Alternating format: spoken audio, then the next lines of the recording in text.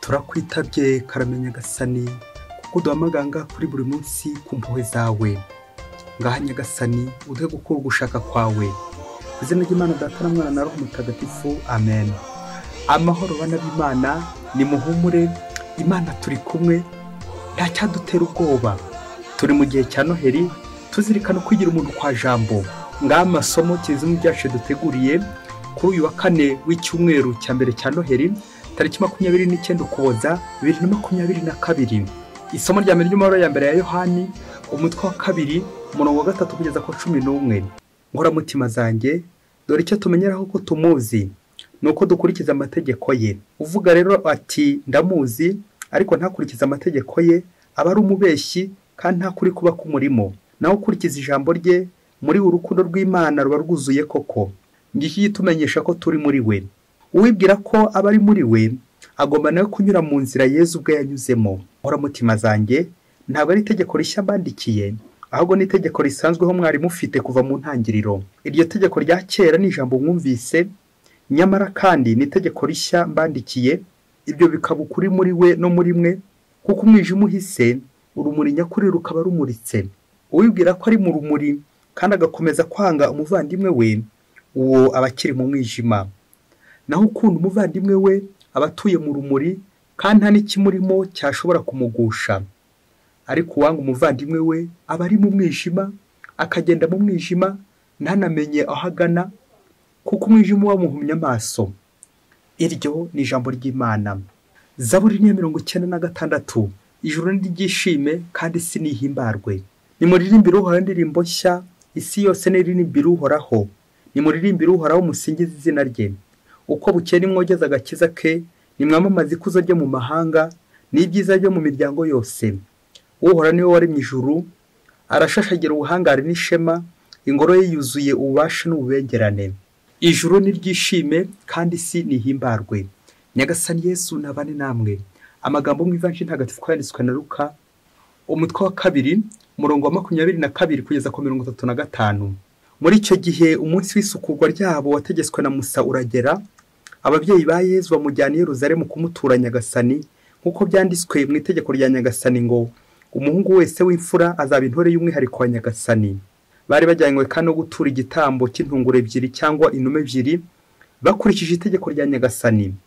Icyo gihe Yerusalemu hari umuntu witwaga Simewoni. Yari intungane kandi yubaha Imana. Yarategereje ihumure rya Isiraheli kandi Roho Mutagatifu yari amurimo.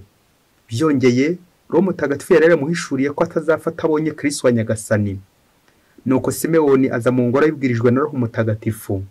Igihe ababyeyi b'umwana Yesu bamuzanye ngo bamurangirizeho ibyategetswe, nawe amwakira mu biganza bye, ashimira Imana avuga ati, Nyagasani, noneho sezera umugaragu wawe mu mahoro nk'uko wabivuze, kuko amaso yanjye yabonye agakiza kawe wageneye imiryango yose. Niwe rumuri ruboneshereza abanyamahanga, akaba n'ikuzo ry'umuryango wawe Isiraheli. Se na nyina batangazwaga n'ibyo bamuvugagaho. Nuko Simewoni arabashima, maze abwira Mariya nyina wa Yesu ati, dore uyu nguyu yashyiriweho kubera benshi muri Isiraheli impamvu yo korama cyangwa gukira. Azaba n'ikimenyetso bazageraho impaka.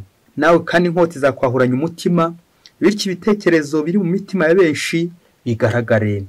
Iyo ni Ivanjili ntagatifu. Ba Kristo bavandimwe, Yesu Kristo akuzwe.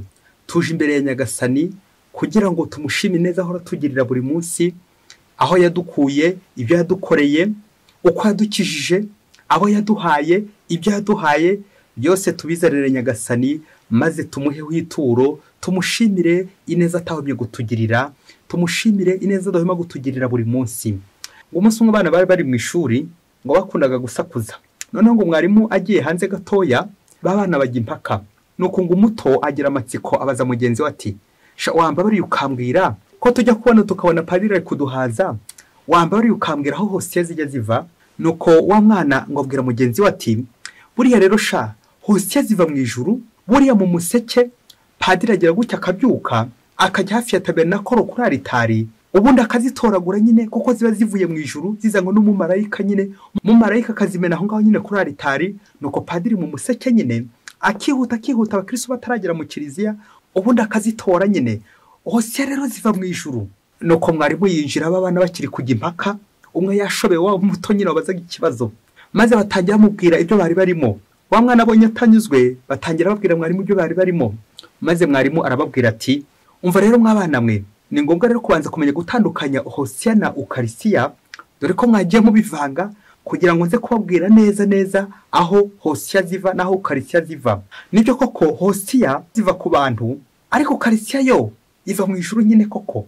Hosiya ni ziba zikiri mu isakrisiya zitarahindurwa, naho Ukarisiya ni ziba zarinje nyine guhindurwa umubiri wa Kristo, zageze nyine kuri aritari. Hosiya ziba ziri mu isakrisiya nk'amaturo nyine asanzwe, naho Ukarisiya ni ziba ziri kuri aritari tuza guhabwa nyine, tugahabwa Ukarisiya umubiri wa Kristo. Rero mwabana mwe, Hosiya ntabwo ziva mu ijuru nk'uko mugenzi wawe yahoze abikubwira, ahubwo Hosiya zituruka nyine mu maboko y'abantu. Ni ituro ry'abantu nyine bagomba gushyikiriza nyine Imana kugira ngo ritagatifuze nyine. Na niyo mpamvu rero bigombera imisanzu yanyu, kuko nyine zigurwa, ziba zakozwe n'abantu nyine, ziva mu bimera duhinga ingano, zigakorwa nyine n'abantu. Na niyo mpamvu hagombera uruhare rwa buri mukristo, kuko nyine zigurwa. Ayo maboko y'abantu aba yashyizweho kugira ngo koko ziboneke. Amaboko y'abantu kuri Hosiya, ariko amaboko y'Imana kuri Ukarisiya. Rero ni ngombwa buri wese kugira uruhare kugira ngo Hosiya ziboneke. Bityo Hosiya zamara kuboneka, Imana nayo nyine ikagira uruhare rwayo rwo kugira ngo Ukarisiya ziboneke. Hosiya na Ukarisiya. Nuko babana nyuma gusobanukirwa icyo ari cyo Hosiya na Ukarisiya, n'uburyo Hosiya zitava mu ijuru ahubwo kuko zikava ku bantu, nuko abana koko barishima kuko bagiye kujya bajya mu misa bakumva icyo Hosiya na Ukarisiya bivuga, n'uburyo koko bagomba gutanga ituro kugira ngo ko Hosiya ziboneke ziza kuvamo Ukarisiya. Iryo turo ry'abantu koko Imana ikarihindura mu ituro ryayo, Hosiya ikaza guhinduka Ukarisiya. Bakristo bavandimwe, Yesu Kristo akuzwe. Ese nawe wumvise aho Hosiya itandukaniye na Ukarisiya? Ese wumvise akamaro cy'ituro ryawe ku bijyanye na Hosiya? Wumvise umusanzu wawe muri kiliziya ku bijyanye na Hosiya? Wagize ngo Hosiya zimanuka mu ijuru, wajya kubona ukabona koko padiri ngo arazitoraguye nk'uyu mwana? Aha, bakristo bavandimwe, uyu mwanya hamwe n'amasomo y'uyu munsi tujya kuzirikana ku ijambo ituro. Tuze kuzirikana nyine, turagenda tureba koko izi Hosiya ni Ukarisiya aho biza guhurira mu ngingo igira iti uburyo watanga mu ituro, uburyo bwo gutanga ituro. Ese mukristo muvandimwe, ninde ujya uha ituro ryawe? Ese mukristo muvandimwe, utura nde? Utura iki? Uturira he? Utura ibingana iki? Aha, turaza kuvanga tuzirikana ko buri mukristo wese agomba kumenya ubwoko bw'ituro atura, aho ariturira, uwo aritura, by'umwihariko paruwasi yawe uturiramo. Gutura nk'uko tuza kuzirikana, Yosefu na Bikira Mariya nabo bafite uburyo batura, bafite paruwasi baturiramo, bafite aho batura, bafite n'icyo batura. Ntabwo bazi imbokoboko, ahubwo bafite ituro bazana koko rivuye mu biganza byabo, nuko bakaritura Imana rikagera mu ngoro. Ituro bagatura Yesu. Turazirikana mu isomo rya mbere akaba abana ko Hosiya zitava mu ijuru, bikatuganisha ku rukundo, cyane cyane urukundo. Muri ingingo yacu uburyo bwo gutura, uburyo bwo gutanga amaturo, turaza kuzirikana ku bwoko butatu bw'amaturo tugomba gutanga. Ubwoko bwa mbere ni ituro ry'ibintu, ubwoko bwa kabiri ni ituro ry'abantu, ubwoko bwa gatatu ni ituro ry'Imana cyangwa ituro rya Yesu. Reka duhere ku bwa mbere, ku ituro ry'ibintu. Twazirikanye mu isomo rya mbere uburyo Yohana intumwa atubwira icyo bita urukundo. Urukundo rujya mu bikorwa, nta kurimba ngo ndakunda gusa nta bikorwa ngira. Na nicyo hano ari kudushishikariza atubwira ko bidahagije kuvuga ngo ndakunda Imana ariko udakunda mugenzi wawe. Uwo mugenzi wawe ugaragara rero niwe wagombye gushyiraho urwo rukundo kugira ngo koko atubere ikimenyetso cya ya Mana itagaragara. Anabyo Yohana yagize ati, ukunda umuvandimwe we aba atuye mu rumuri kandi nta kimurimo cyashobora kumugusha, ariko wanga umuvandimwe we aba ari mu mwijima, akagenda mu mwijima ntamenye n'aho agana, kuko umwijima uba wamuhumye amaso. Amen, amen, amen, amen. Nguko bakristo bavandimwe, gukunda bingana no gutanga. Emese donner. Ntabwo bavuga ngo ndakunda ariko ntacyo utanga. Ibyo ntibyashoboka. Biradusaba twebwe abantu ikimenyetso kigaragaza urukundo rwacu. Erega n'Imana twibuke ko yatanze ikimenyetso cy'uko idukunda. Yemeye gutanga n'umwana wayo. Turagenda tubizirikana ko n'Imana nayemera gutanga umwana wayo, nk'uko tubizirikana muri Yohani 3, cya kiganiro cya Nikodemu ndetse na Yezu. Nawe mukristo muvandimwe, niba koko ukunda umuntu, uyu ugira n'ikimenyetso ugaragaza utanga. byifatika kandi koko, kuko turi abantu nyine dukenera n'ibifatika, des êtres en matière que nous sommes, dukenera nanone ibintu bifatika kugira ngo ubuzima bugende neza, kugira ngo tubeho. Anabyo twahiniye mu maturo, amaturo y'ibintu. Mu kuzirikana ku maturo y'ibintu, turazirikana none igitambo cya misa kigizwe n'ibice bibiri, harimo kumva ijambo ry'Imana ndetse no gutura igitambo cy'Ukarisitiya. Ariko tukibanda cyane cyane kuri igice cya kabiri cya misa cyo gutura, aho nyine turi kuzirikana ituro ry'ibintu, ituro ry'abantu ndetse n'ituro ry'Imana. Akenshi ituro ry'ibintu dukunze guturira mu gaseke, ka gaseke gatambuka, ufite amafaranga agashyiramo kugira ngo ayo mafaranga koko azadufashe mu bikorwa bya Karitasi, ibikorwa by'urukundo muri kiliziya yacu, paruwasi yacu, diyoseze yacu, n'ahandi hose mu nsengero aho tunyuza ko gaseke kugira ngo gatabare koko muri Karitasi abakene, indushyi, abarwayi n'abandi bose bababaye. Tukazirikana kandi ubwoko bwa kabiri bw'ituro ry'ibintu, ituro ry'umukristo.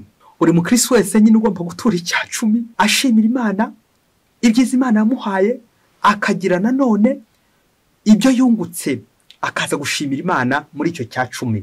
Rero abakristo bavandimwe, icyiza kandi gikomeye cyane ku ituro nuko buri wese akagombye kwigenga, nicyo cyagombye kuranga ibintu, atari itegeko, ahubwo nawe ukibwiriza uko biri kose. Ufite aho usengera, ufite urusengero usengeramo, ufite paruwasi usengeramo, ufite idini usengeramo, ufite diyoseze ubamo, ubarizwamo aho ubarizwa, aho ngaho ugomba guhatangira ituro koko. Ugomba kugena ahantu koko watanga ituro, kandi iryo turo ryawe ukazirikana ko nyine rizagirira akamaro kiliziya y'isi yose, rikagira akamaro paruwasi y'aho ngaho. Gutanga koko, ukamenya ko icyo watanze koko kizagira abandi akamaro, imbaga y'isi yose. Nguko rero ko umukristo koko agomba kwibwiriza ku byo afite, atari ngombwa ko bashyizeho amategeko y'umukwabu ngo tura, cyangwa ngo hajemo ibirarane, ahubwo nawe ukibwiriza kugira gute gutura ibintu kubyiza Imana yakugiriye, kubyiza Imana yaguhaye, ari amafaranga, ari ibintu, iyo bifatika byose, ibi byose bifatika. Ese mukristo umuvandimwe, paruwasi yawe uzi ibintu ikenera ukuntu bingana, za sonorisation, ibyuma kugira ngo amajwi arusheho gusakara, hostiya, ibitabo bya misa n'ibindi byose rega dukoresha, igakenera imyambaro liturujia. Rega ni imyambaro yose tuba twambaye, yose nigurwa amafaranga. Ntabwo iva mu ijoro ngo padiri agiye nko kuri altari nk'aho mwana ngo agiye gutoragura, ahubwo niva nanone muri za contribution abakristo baba batanze, tuba twatanze twese, kugira ngo kuko twese padiri, pasiteri n'abandi bavuga butumwa bose bageze ijwi ku mbaga y'Imana. Ntabwo byikora, bigira nanone element materiel bakoresha kugira ngo kujuru ry'Imana rigere ku mbaga nyamwishi. Tukazirikana cyane cyane kuri ituro rya Bikira Mariya na Yosefu, baza bagira gute, batura Imana, bazanye Yezu kumutura Imana, ariko bitwaje n'iki, n'ibindi bintu bibiri, bitwaje n'utunuma tubiri baje gutura Imana. Ibaze nawe Yosefu agiye mu ishyamba, agiye guhiga utunuma tubiri kugira ngo natikura mu bare w'abandi. Bigatwibutsa nanone uburyo tuzi imbere y'Imana ko tutagomba kuza imbokoboko, tugomba kuza nyine dufite nanone iryo turo rigaragara ndetse n'iyo ritagaragara. Ituro rya Yezu ni ituro ry'ibintu rifatika, ituro ry'abakene, rishatse gutubwira ngo nanjye hari uruhare mfite, nanjye hari uruhare nshyiramo kugira ngo shyigikire ingoro y'Imana, shyigikire kiliziya. Ituro ry'umukene, kandi ubwo naba ndi umukene, ubwo cy'ingenzi ntabwo ari rya mirenge watura, ahubwo cy'ingenzi ni umutima mwiza wo gutarenga ku itegeko ry'abandi, ahubwo ngakurikiza itegeko, kubahiriza amategeko. Ngurwo rero urugero rwiza rwa Yosefu na Bikira Mariya batura ituro rifatika. Bakristo bavandimwe, nubwo tumaze kuvuga ko ituro dukoresha mu guhimbaza Imana nanone nka contribution, kubaka, ubwubatsi n'ibindi byose byakunganira za paruwasi zacu ndetse n'ibikorwa remezo twagira kugira ngo paruwasi yacu itere imbere cyane cyane ku buryo bufatika. Ariko se nanone wowe urimo nanjye ndimo, ari umupadiri, ari pasiteri n'abandi bose, ari ubwo ngewe padiri, pasiteri, abashumba, reka mvuge ba kiliziya, hari umuco mubi wagiye ukwira. Sinzi ahantu wavuye, niba waratangiye mu Rwanda ugakomeza mu Burundi, ku buryo bamwe basiga baturisha kabiri muri misa imwe. Ukibaza ngo aya maturo koko, uku gushakisha amaturo nanone se nyine ni ngombwa gutura ko bihura koko n'igice tugezemo, igice cyo gutura amaturo y'ibintu ntigisumbe igice cyo gutura amaturo y'Imana. Abayobozi benshi cyane cyane abakiliziya abadukanye imico ngiyo yo guturisha birenze mw'ababyeyi mwe, nyamara bakirengagiza umwanya wo gutura. Abantu benshi bagiye bakuba imyanya yo gutura mu gitambo cya misa kandi kimwe ugasanga harimo gutura kabiri kandi ko byakagombye kuba rimwe. Buriya umwanya wo gutura ni umwanya umwe gusa, ibiri hirya yabyo nta kiryo turo nyine riba rivuze. Nguko ko nazo tugomba gutura, ariko amaturo yacu nanone ntagabanye ukwemera. Tugerageze abayobozi mu gitambo cya misa hateganyije umwanya umwe wo gutura. Ibindi biri inyuma y'amaturo, ituro ry'Imana, ituro ryazo ngo tujye kubigarukaho ntacyo bivuze. Ibyo ngibyo ni ukwemera guke, birinze kuvuga ko ari ubuhakanyi, hato hataza kugira undakarira. Ariko rero ni ukwitonda, igihe cyo gutura kikaba cyo gutura koko, igihe cyo gushyira mu gaseke kikaba ari kimwe gusa, naho ibirenzeho byose burya nta gisobanuro biba bifite, kuko biri inyuma nyine ya Yezu. Iryo turo ntabwo yaza kuribona neza.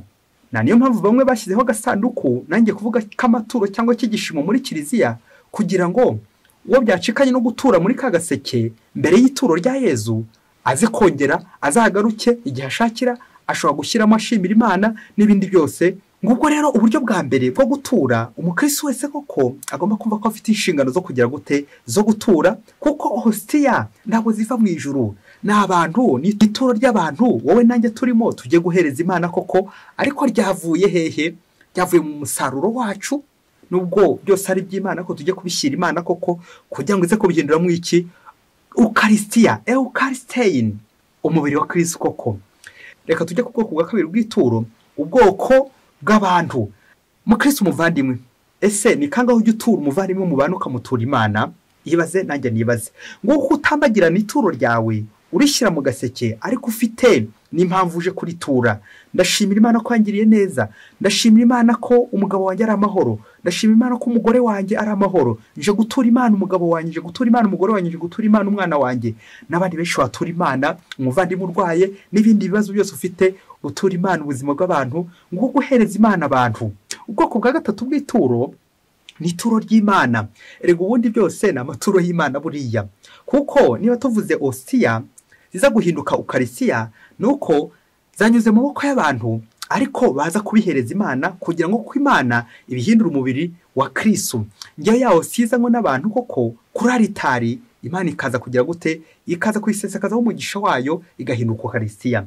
Turazirikana ngaha ituro ry'Imana, tuzirikana cyane cyane umugati na divayi bihinduka umubiri n'amaraso bya Kristo muri consecration, aho buri muri Kristo wese atagomba kurangara, aho agomba gutega amatwi akumva Yezu, agatega amatwi, agatega ibiganza kugira ngo Yezu atambuke amuyororeho, amuhe imigisha.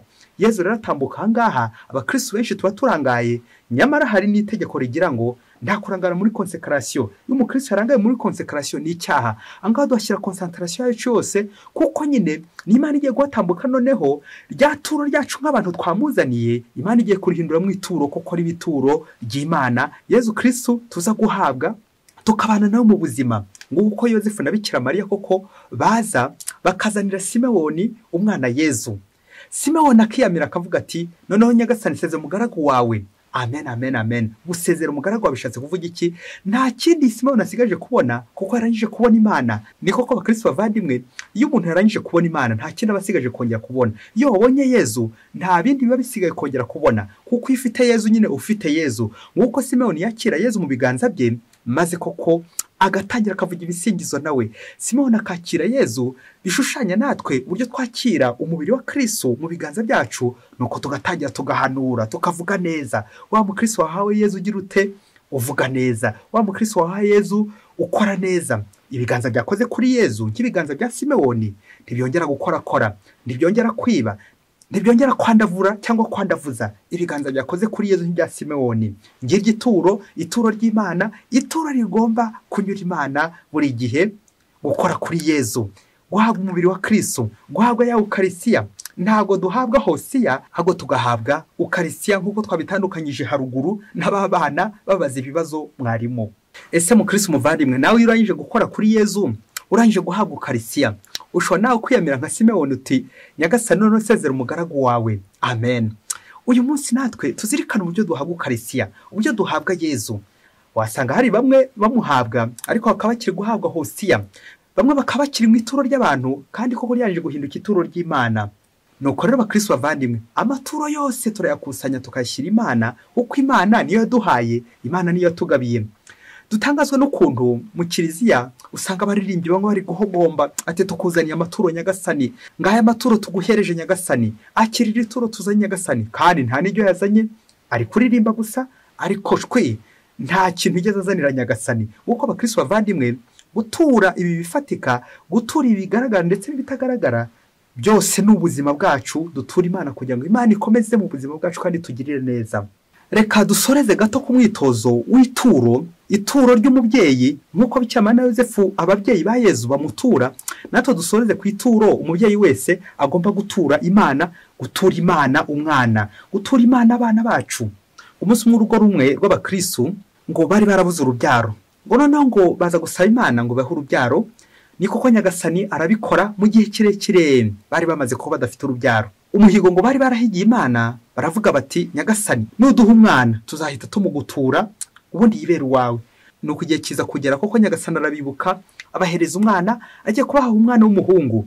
Wa mwana amaze kuvuka koko, ababyeyi koko baramujyana mu ngoro, bajya kumutura Imana ati nyagasani uyu mwana turamugutuye n'uwawe, umugenzi uko ushaka. Nuko koko wa mwana koko arakura, ababyeyi bakomeza kumurera, ariko nyine yaratuwe Imana. Igihe rero kimwe cyaje kugera, wa mwana koko amaze gukura, amaze kujya mu ishuri, agiye kurangiza amashuri ya primaire, nuko mwana aza gutsindira ikizamini cyo kujya mu seminari ntoya. Nuko ababyeyi bareba hirya bareba hino, bibaza koko uwo mwana ko ari ikinege, ni gute koko agiye kuba umupadiri, ni gute uwo mwana koko agiye kwiha Imana kandi ari umwe bafite gusa. Nuko ababyeyi bashakisha uburyo bwose uwo mwana atajya mu seminari nto, wenda agakomeza mu yandi mashuri atazaba umupadiri, kandi koko rero basigaranye wenyine. Nuko ababyeyi be batanga impamvu zose zatuma koko umwana atajya kwiga mu seminari, wari muri impamvu z'ubukene. Nuko ngo abakristo bari muri iyo paruwase bamaze kumva ko umwana atagiye kwiga mu seminari, ngo kubera ikibazo cy'ubukene, bose barakoranya, bose buri wese ashyiraho contribution ye, buri wese ashyiraho uruhare rwiwe, mpaka wa mwana agize gute agiye kwiga mu seminari ntoya. Niko kwa mwana yaje gukomeza kwiga kubera uruhare rw'abakristo, buri wese uko yamwitangiraga, abantu benshi koko baramwitangira n'umutima mwiza w'urukundo. Wa mwana koko arakomeza ariga, aza kurangiza kwiga seminari ntoya.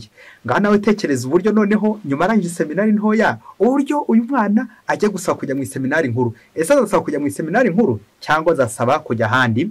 Nuko igihe kiragera, wa mwana koko amaze kwiga seminari ntoya, ari kwitegura nyine gukomeza ahandi tugiye kumva. Nuko arishaza ababyeyi maze arababwira ati umva rero, nyagasani yaramfashije mu buzima bwanjye bwo kwiga, nawe wumve ko umwana ahantu agiye kwerekera. Rero mu kwiga kwanjye nasabaga Imana ko abantu bose bagize uruhare mu kwiga kwanjye, abantu bose bagize uruhare mu kumfasha, abantu bose bagize uruhare kugira ngo nige, nta kindi nzabitura.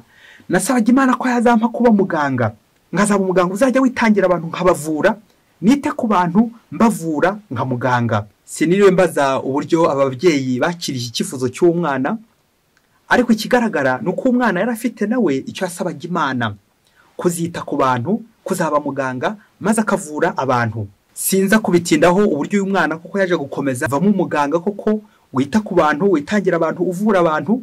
Aho ntabwo ariho nshaka kuganisha, ahubwo bakristo bavandimwe, aho nshaka kugana ni ababyeyi banga gutura abana babo Imana, ngo hati Imana itazabatwara, ngo hato batazavamo abihaye Imana, bamwe bakaba abapadiri, abandi ababikira, abandi abafurere, ngo biture Imana, ngo basa ababyeyi basigarara aho ngaho.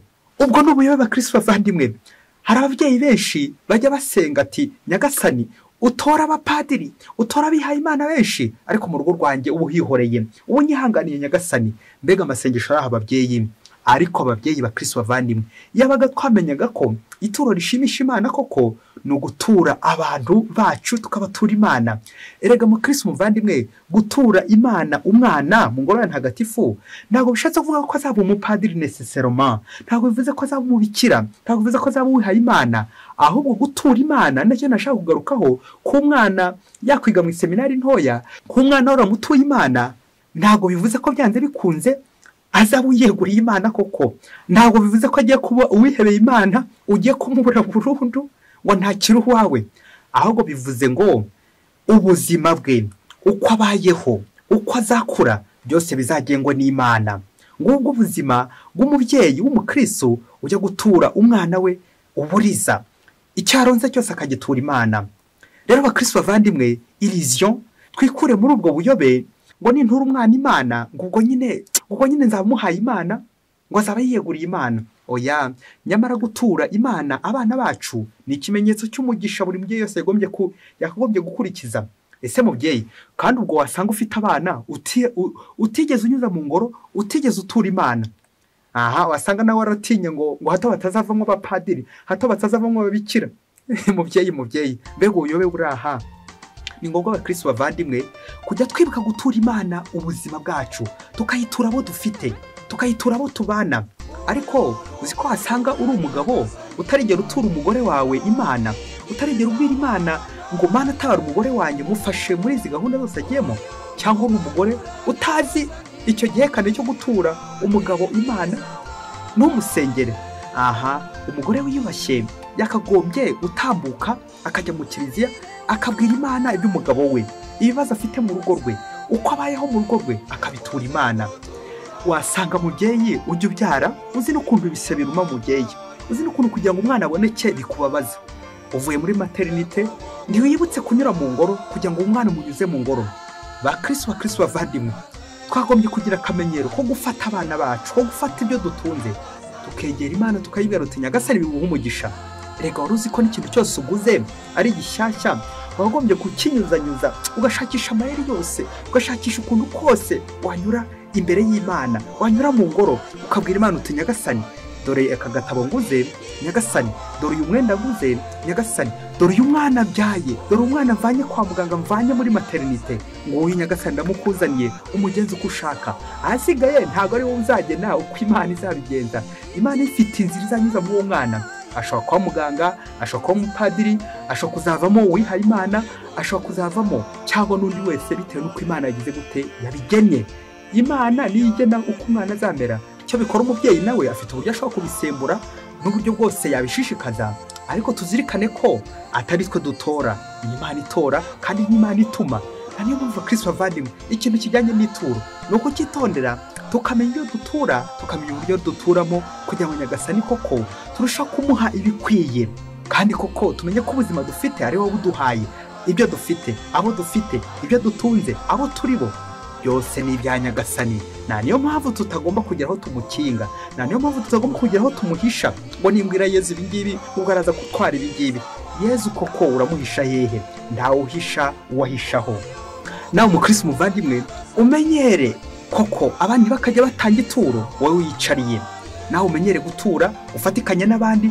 Turi muri paruwase, parokiya bivuga abasangira urugendo, tugasangira akabisi n'agahiye. Ibya hano ku isi, lo materiel, ibigaragara ndetse n'ibyo bitagaragara, cyane cyane iyo mpamba y'abagiye mu ijuru, ukarisiya twese tugomba gusangira. Tukagira uburyo dushaka hostiya tukayishyira Imana, tukagira n'uburyo twakira ukarisiya nk'impamba Yezu Kristo aduhaye izatugeza hehe mu bwami bw'ijuru. Tukifatikanya na Bicyamana Yozefu batura Yezu, natwe ubuzima bwacu tukabutura Imana ubuzima bwose, kuba b'Imana buri munsi. Ng'igituro rinyura Imana, ng'uburyo bwo gutura Imana buri munsi. Mwese Imana ibaha umugisha. Imana Data na Mwana na Roho Mutagatifu. Amen. Padiri Masumbuko Ladislas wa Diyosezi ya Cyangugu.